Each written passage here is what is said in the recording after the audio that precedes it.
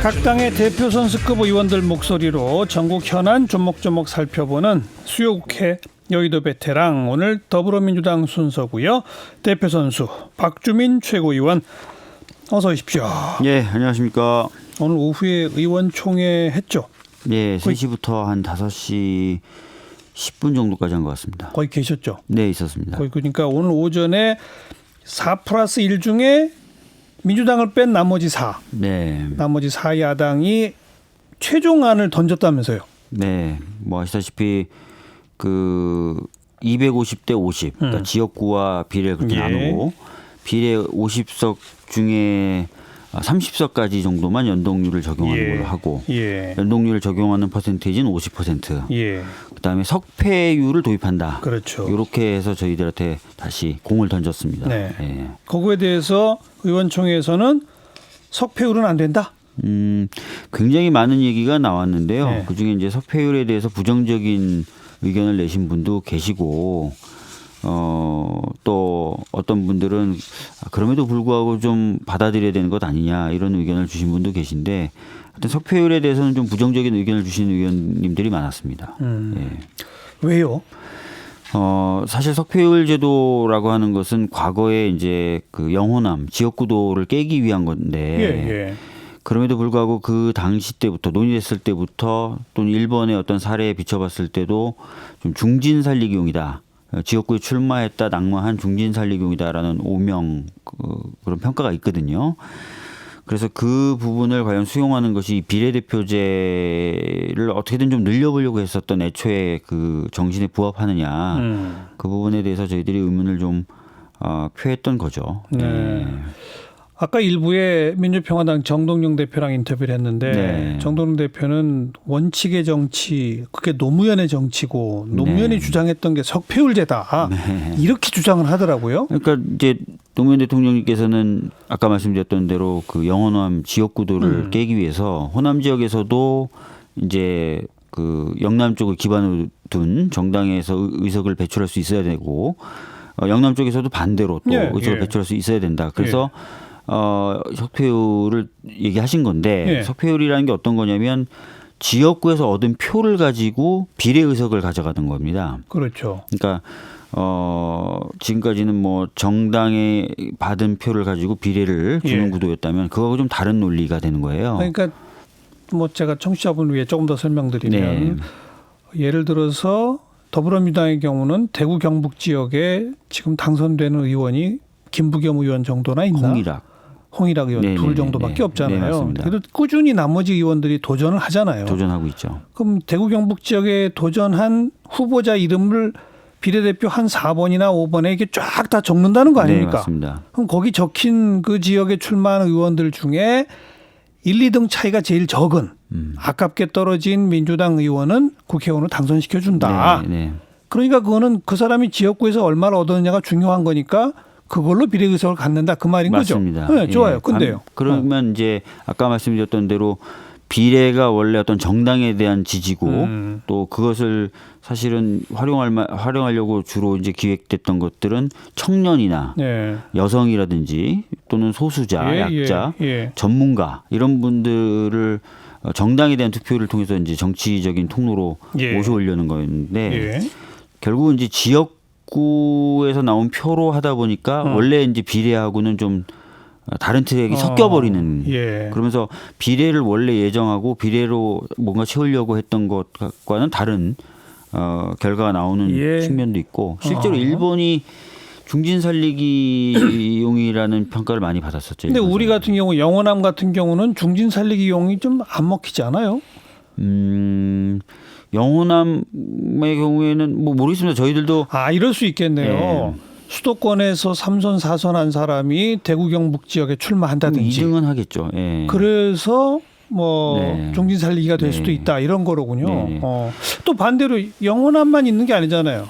서울, 수도권 거기도 또 할 수 석패율제가 있죠. 그럼 진짜 중진 살리기용이죠. 어떤 지역구 그러네요. 그 어떤 지역구도 타파라기보다는 거기 출마한 사람들 중에 아깝게 2등한 사람은 아무래도 다선 의원일 가능성이 유명한 사람일 가능성이 더 높아진다. 거기 중진들은 못 쓰게 하는 방법은 없나요? 사실 석패율을 인정하면서 정당의 자율권을 부여하는 게 원칙이기 때문에요. 뭐 몇 선 이상은 안 된다 이렇게 할 수는 없겠죠. 그럼 석패율은 안 된다라고 하면서 민주당이 던진 이중 등록제는 뭐예요? 그러니까 비슷한 어떤 맥락이긴 하지만 좀 다른 게요. 예. 이 이중 등록제라는 것은 지역구에서 얻은 표로 비례를 가져가는 게 아니라요. 정당 득표한 것을 가지고 비례로 가는 겁니다. 네, 지금 네. 같은 비례 시스템이 얽히는 게 없는 거죠. 예. 예. 근데 그 비례 번호의 후보로 등록이 된다는 거 네, 아닙니까? 등록이 됩니다. 근데 지역구 후보로도 뛰고. 네, 근데 지역구에서 얻은 표로 가는 게 아니라 그러니까 만약 지역구에서 당선이 되면요. 그러면 거기서 빠지는 거죠. 비례 번호에서 빠지고 네, 네, 네. 지역구에서 당선이 안 될 경우 정당 득표율로 그 번호까지 그 번호, 오면 예. 국회의원이 된다. 네네네. 이게 오히려 더 중진 살리기 될 수 있는 거 아니에요? 근데 아까도 말씀드렸던 것처럼 뭐 결과면에서 큰 차이가 없을 수 있다. 예, 그래서 예. 이제 뭐 중진 살리기용이라는 평가 자체에 놓고 봤을 때 둘의 사이에 차이는 없을 수도 있다라고 얘기하지만 네. 제가 아까 말씀드렸던 것처럼 석패율은 지역구에서 얻은 표를 가지고 그 비례로 들어가는 거고요. 이거는 아예 비례표를 얻어서 비례로 가는 것이기 때문에 정당 투표로 가는 예. 거기 때문에 좀 원칙적으로 다르다. 더 원칙적으로 다르죠. 예. 근데 속내상으로는 뭐 벌써 이렇게 보도나 이런 걸 보면 아주 허심탄회하게 더불어민주당의 경우 나서는 지역마다 정의당 후보가 다 출마하면 솔직히 좀 부담되잖아요. 그죠? 아니 뭐 그런 근데 석패율 제도를 도입하면 네. 모든 지역에 정의당 후보가 다 출마할 가능성이 많아지는 거 아니냐. 그런 평가를 하시는 분들인데 정의당뿐이 아니죠. 저 호남 지역 가면은 뭐 대한신당, 민주평화당 다 출마하는 거 아니냐. 그런 평가를 하시는 분들인데 사실 그렇지 않습니다. 아까도 말씀드렸던 대로 석패율은 지역구에서 얻은 표가 중요하고요. 예, 예. 석패율의 의석수가 정해져 있지 않습니까? 그러니까 오히려 각 정당이 모든 데서 뛴다기보다는 딱 타겟이 정해져 있겠죠. 예. 그럴까요? 예. 후보 입장에서는 뭐 나도 혹시 2등을 할지 몰라 그래서 더 출마 요인이 되진 않을까요? 석패율이 동원되면. 근데 실제로 석패율을 쓸 수 있는 의석수를 뭐 9석 하자, 6석 하자, 네. 뭐 더 줄여도 된다 예. 이런 상황이기 때문에 예. 모든 후보가 석패율을 쓸 수 있다고 생각하지 못하죠. 아, 알겠어요. 예. 예. 지금 저랑 둘이 한 얘기를 청취자분들이 다 이해할 수 있을지 어려우실 거예요. 좀 저도 어렵거든요. 걱정이에요. 예. 지금 이제 이 얘기를 기점으로 제가 이제 태도가 바뀝니다. 네. 도대체 박주민 최고위원은 민주당에서 지금 뭘 하고 있는 거예요? 이게 지금 선거제 개혁이라고 말해도 됩니까? 사실은 이제 이 과정까지 오는 부분을 좀 설명을 드려야 될 것 같아요. 너무 많이 후퇴한 거 아니에요? 아시다시피 이제 처음에 225대 75로 해서 준연동형으로 가기로 자, 했던 거죠. 더 원칙적으로는 네. 중앙선관위가 벌써 오래전부터 논리적으로 제시한 건 200대 100이죠. 200 플러스 100이에요. 네. 거기서도 양보한 게 225 플러스 75고요. 네. 200대 100에다가 100% 연동형인데 네. 또 양보한 게 50% 연동형이잖아요. 네. 자, 그다음에는요. 그러니까 처음에 이제 200대 100이라는 부분보다는 225대 이제 75로 한 겁니다. 근데 225대 75에서 250이 된 게 뭐 많은 언론에서는 민주당이 의석에 대한 집착이 있어서 그렇다라고 하는데 그건 아닙니다. 오늘 손학규 대표님도 기자들과의 어떤 그 인터뷰 과정에서 밝혔다시피 패스트트랙에 지정은 했지만 본회의에 올라가서 이게 통과되려면 적어도 한 150표, 좀 더 안정감 있게 하려면 한 156표에서 161표 정도는 있어야 됩니다. 표를 모으려다 보니까 패스트트랙에 지정했던 안으로는 표를 못 주겠다는 분들이 계신 거예요. 의원들 한 명 한 명 예, 확인해 보면 그러니까 근데 저희 당보다는 주로 다른 쪽 분들이었던 거죠. 자기 지역구가 없어질 예, 게 그렇기 때문에 표를 만들기 위해서 어쩔 수 없이 저희들이 후퇴한 거고 그래서 정의당조차도 예. 250까지 오는 과정에 대해서는 불만이 없다는 겁니다. 좋아요. 네. 250 플러스 50까지는 그렇다 치고 네. 50명 중에 왜 꼭 그 30으로 캡을 씌워야 되느냐. 이건 민주당이 먼저 얘기했잖아요. 네, 그 부분은 75석의 경우하고 50석의 경우에는 상황이 좀 달라진 거죠. 무슨 얘기냐면 75석에서 50석이 되는 순간 그 예전처럼 캡 없이 연동형을 하게 되면은 더불어민주당 같은 경우에는 비례 의석을 하나도 가질 수가 없습니다. 그럴 가능성이 있죠. 예, 지역 당선이 워낙 많으면. 맞습니다. 이거는 뭐 의석의 숫자가 많고 적음을 떠나서요. 네. 더불어민주당도 대변해야 될 소수자도 있고 또 더불어민주당도 갖추고 싶은 전문적 능력을 갖고 있는 사람도 있고 예. 이런 부분들을 저희들도 그동안 비례로 해결해왔고 또 사실상 비례가 그런 취지인데 예. 이렇게 되면은 소수당에 대한 배려만 남고 예. 다수당은 비례를 아예 못 가지게 되는 결과가 나오는 거예요. 그러니까 어쩔 수 없이 250석까지 지역구를 다시 회복시키다 보니까 예.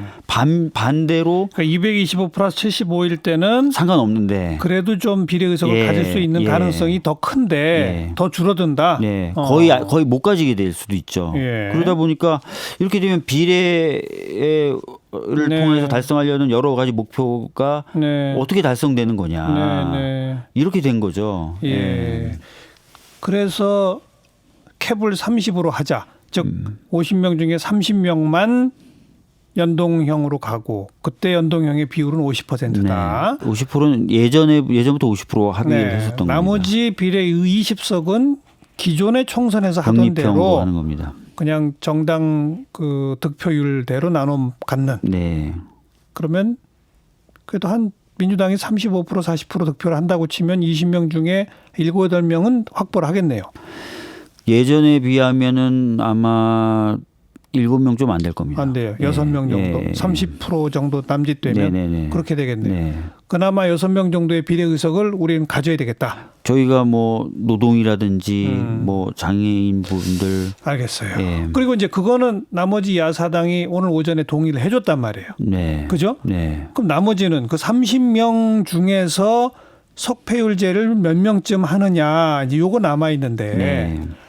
이쯤 되면 좀 통 크게 그냥 오케이 하면 안 돼요?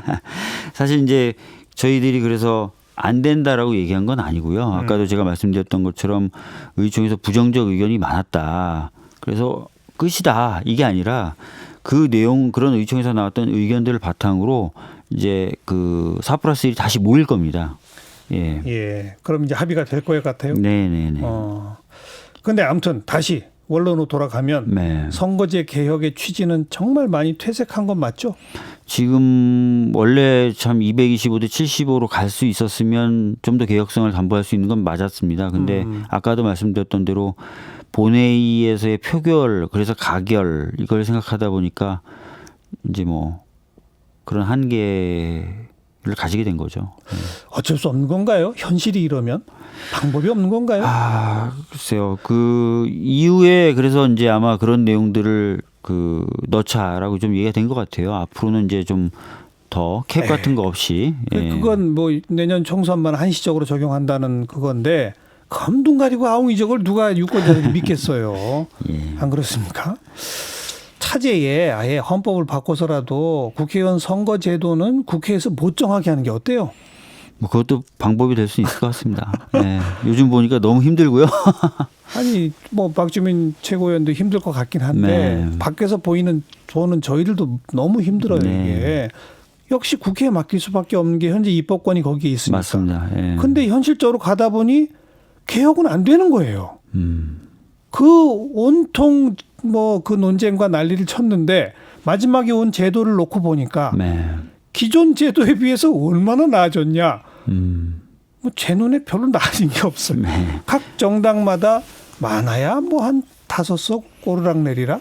근데 아마 이런 의미로도 좀 보실 수 있을 것 같아요. 아마 1당하고 2당이 합쳐서 30석 정도를 내놓는 결과가 되는 거거든요. 그러니까 왜냐하면 연동형으로 들어갔던 30석 쪽에는 아마 1당과 2당이 가질 몫은 없을 겁니다. 예. 30석을 다 내놨다고 말할 수는 없고요. 네.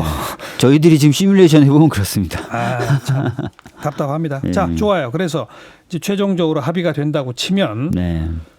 뭐 내일 모레 그다음 어떻게 될지 앞날이 보이세요? 저는 잘 안 보여요. 임시국회 네. 며칠짜리로 소집할 수 있을지 네. 소집하면 자유한국당이 그 회기 결정부터 필리버스터를 할지 말지 보이세요? 뭐 조금 지연이 되고 있긴 하지만 선거법이 합의가 되면 이미 공수처 관련돼서는 합의가 다 됐고요. 검경수사권 조정도 쟁점은 여러 개지만 이견이 그렇게 크진 않거든요. 그래서 선거법에 대해서 뭐 오늘 내일 중으로 추가 논의를 하기로 했으니까 합의만 된다면 뭐 이번 주말부터 시작해서 다시 좀 본격적인 입법 프로세스가 가동될 수도 있다고 보고 있습니다. 임시국회 소집하면 네. 자유한국당은 또 그걸 들고 나올 거 아니에요. 회기 결정부터 필리버스터 하겠다. 근데 회기 결정의 건은 국회 사무처 쪽에서 이미 필리버스터의 대상이 되지 않는다고 유권 해석을 하고 있기 때문에요. 그건 어려울 겁니다. 예. 그건 제가 봐도 자유한국당이 좀 억지긴 하더라고요. 그게 만약에 되면은 사실상 국회를 마비시킬 수 있는 권한이 돼버리거든요. 아니, 그 무제한 말이 통과권이. 아니라 본인들 스스로도 네. 필리버스터를 언제까지 할 수 있는지를 모르잖아요. 네. 임시국회 회기가 없는데. 임시국회 회기가 없는데 통상적으로 이제 법 해석을 통해서 30일 정도까지라고 생각하죠. 그래요. 참 아무튼 그럼 그건 이제 넘어갔다고 치고 뭐 선거법부터 올리면 또 바로 필리버스터 들어가고 네. 그건 막을 방법이 없잖아요. 필리버스터 하셔야죠. 예. 그러면 그 며칠 지나가고 다음 임시국회 열면 선거법부터 표결하고 네. 그다음 또 공수처법 올리고 네. 검찰 경찰 수사권 조정법 올리고 네. 유치원 3법도 법이 3개잖아요. 네. 그럼 이것만 해도 임시국회를 몇 번 해야 되는 겁니까? 저는 그래서 중간에 자유한국당이 지금 선거법하고 공수처법만 결사적으로 저지하겠다고 하시는 거잖아요. 아 나머지는 이제 두 개가 지나가면 포기한다. 두 개 지나갔는데도 계속 하시겠어요. 아이고 연내에 이 선거법 공수처법 안 될 가능성도 크네요. 사실 이제 올해라는 게 다음 주 정도밖에 안 남은 거지 그러니까요. 않습니까? 그래서 조금 딜레이가 될 수도 있습니다. 네. 민생국회, 민생법안, 또 예산부수법안 그것도 또 모르겠고. 네. 4년 국회의원 지금 초선이시잖아요. 네. 참 힘들죠. 뭐 많은 의원님들이 힘들다고 하고 계시고요. 저도 지금 하루하루가 지금 소속 의원들 전원 다 뭐 어디 외국도 못 나가게 하고 다 그렇죠 지금. 못 나가죠. 그죠? 예. 비상대기죠 다. 네. 언제 본회의가 어떻게 열릴지 모르니까. 네. 참 이거 어떻게 봐야 됩니까 이거. 딴 얘기 좀 합시다. 네. 정세균 총리 카드 국회의장을 어떻게 총리로 쓸 수 있느냐 전직 국회의장을 이 논리에 대해서 뭐라고 하시겠어요? 뭐 전직 국회의장이 국무총리를 하는 게 뭐 예우에 맞지 않는다라든지 또는 상권 분립을 훼손한다 이렇게 얘기하시는데 이제 아시다시피 국회의장이 임기가 끝나면 국회의장이 무슨 국회에 대해서 전직 국회의장이 무슨 영향력을 갖고 있거나 그런 게 아닙니다. 그래서 전직 국회의장이 국무총리로 간다고 해서 그 자체가 무슨 상권 분립 훼손한다 이렇게 보기는 어려울 것 같고요. 아니 이게 전례가 되면 네. 지금 국회의장 하는 분도 다음에 국회의장 할 분도 혹시 나도 이후에 총리 될지도 모르니까라고 생각하면서 행정부 말 들을 거 아니냐 이런 논리입니다. 제가 생각했을 때 그 국회의장 하신 분들이 보통은 마치고 은퇴를 하시거든요. 그렇기 때문에 이런 경우가 흔치는 않을 거라고 생각하고요. 그리고 실질적으로 또 상황도 좀 맞아야 되고요. 예, 그렇기 예. 때문에 이게 계속 반복될 것이다라고 보는 거는 조금 물론 뭐 상상을 해보면 그럴 수도 있겠지만 네. 예. 그래서 입법부 장악이라는 논리는 동의할 수 없다. 실제로 입법부 장악이 될까요? 그렇지는 않죠. 예. 당에서는 정세균 총리 카드는 다들 환영해요? 뭐 굉장히 어려운 결단을 하신 것으로 저희들도 보고 있고요. 아까 말씀드렸던 대로 뭐 여러 가지 측면에서 의장 하셨다가 총리로 가신다는 게 쉽지는 않은 결단이실 텐데 예. 잘 하시라고 기대하고 있습니다. 예. 이낙연 총리는 종로로 출마합니까? 종로로 나오실 것 같다는 뭐 언론 보도는 많은데 실제 그게 뭐 정해지거나 그런 건 아니거든요. 근데 아마 상징성 있어서 선택 가능한 그 몇 가지 대안 중에는 들어갈 것 같습니다. 그래서 뭐 종로에서 이낙연, 황교안 빅매치 뭐 벌써 기사 제목은 막 나와요. 두고 봐야 되겠죠. 왜냐하면 이낙연 총리에게 어떤 롤이 주어지느냐에 따라 또 다를 수 있어요. 그러니까 전국적으로 돌아다니면서 선거를 관장하느냐, 예. 아니면 뭐 약간 상징성을 가지면서 중요한 선거구에서 승리를 하느냐, 예. 롤이 다 다를 수 있거든요. 만약 예. 전국적으로 돌아다녀야 된다면은 지역구 출마보다는 비례가 맞을 수도 있겠죠. 그럴 가능성도 있네요. 네. 그래요. 검찰이 오늘은 또 총리실도 압수수색했네요. 네. 청와대도 하더니 총리실도 하고 또 우리 저 국정농단 수사 때 많이 들어봤던 업무 일지, 업무 수첩, 업무 수첩, 네. 업무 일지란 얘기. 네. 그때 박근혜 정부 때 청와대 정부 민정수석이었나 누구였나 아무튼 안종범, 아니 그분도 있었고 김영환, 또 스스로 목숨 끊은 분도 있었고 네. 그분들의 업무 수첩이 어마어마한 무슨 증거가 됐다 막 이런 기사가 막 생각이 나는데 네. 오늘 또 이제 그런 보도가 막 나오네요. 사실 뭐 저도 보도를 보긴 봤는데 사실관계를 알 수가 없고 지금 그 해당 언론 보도도 출처가 검찰 발은 아니다 이렇게 지금 얘기를 하고 있거든요. 그래서 조금 더 하여튼 확인을 해보고 봐야 될 것 같습니다. 예. 특검 주장하기로 했죠. 특검을 주장하기로 한 건 아니고요. 저희 당 산하에 검찰 공정수사 촉구 특별위원회라는 게 만들어져 있는데요. 검찰 공정수사 촉구 공정수사 특별위원회. 예. 그 위원회의 의견으로 특검을 좀 해야 되지 않겠느냐고 된 거고 그게 바로 결정된 건 아니고요. 20일 날 있을 최고위의 안건으로 올라오게 될 것 같습니다. 최고위원이시잖아요. 예. 찬성하실 건가요? 뭐 수단으로는 적합한 면이 있는데 문제는 특검이라는 게 법안을 만들고 법안을 통과시키고 맞아요. 또 통과된 법안에 따라 특검을 선정하고 하려면 굉장히 많은 시간이 걸리거든요. 예. 실효성이라는 부분에 있어서는 조금 의문이 있죠. 예. 그리고 원칙적으로 집권 여당이 특검을 요청한 경우가 있나요? 지금은 검찰이 굉장히 독립적이다 못해 오히려 이제 저희 당 쪽에서는 독립적인 걸 넘어서서 자기 메커니즘으로 또 자기의 어떤 목적을 위해서 움직인다고 좀 보는 상황이기 때문에요. 원래 특검이라는 게 검찰의 공정한 수사를 기대하기 어려운데 하는 거 아닙니까? 예. 참 이런 현상도 처음 봐요. 뭐 혹시 근데 대통령께서도 윤석열 검찰총장 임명해놓고 후회한다는 얘기 들은 적 없어요? 그런 얘기 못 들어봤습니다. 예. 들었어도 못 들었다고 하시겠죠. 박주민 최고위원 오늘 한 해 수고하셨습니다. 네, 감사합니다. 고맙습니다. 네, 감사합니다.